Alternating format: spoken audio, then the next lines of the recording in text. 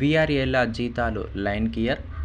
15,560 మంది సిబ్బందికి ఊరట అని ఈరోజు మనకైతే సాక్షి దినపత్రికలు అయితే అప్డేట్ అయితే రావడం జరిగింది. రెవెన్యూ శాఖలో పనిచేస్తూ వివిధ ప్రభుత్వ శాఖలు విలీనమైన గ్రామ రెవెన్యూ శాఖలు వీఆర్ఏ రెవెన్యూలోని మిగిలిన వారి వేతనాలు చెల్లింపు అంశం కొలిక్కి వచ్చింది.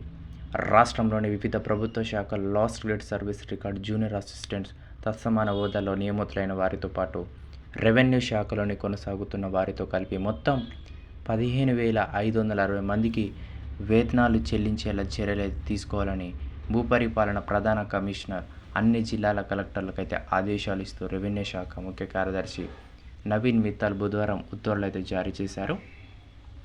ఈ ఉత్తర్వుల ప్రకారం ఇతర శాఖల్లో విలీనమైన వీఆర్ఏలకు ఆయా శాఖల నుంచి రెవెన్యూలను కొనసాగుతున్న వారికి ఆ శాఖ నుంచి వేతనాలు లభించనున్నాయి.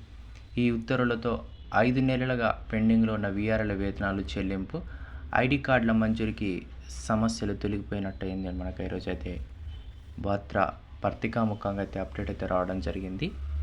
గత ఏడాది ఆగస్టు నుంచి జీతాల కోసం ఎదురు చూస్తున్న 15,560 మందికి ఊరట కలగనుంది. కాగా ప్రభుత్వం తీసుకున్న నిర్ణయం పట్ల వీఆర్ఏల హక్కుల సాధన సమితి రాష్ట్ర అధ్యక్షుడు విజయ్, ప్రధాన కార్యదర్శి అంబల శ్రీధర్ గౌడ్ కన్వీనర్లు హర్షమైతే వ్యక్తం చేస్తున్నారు. సో 6 నెలల నుంచి వీఆర్ఏలకి శాలరీ పడతలేదని మనకైతే తెలుసు.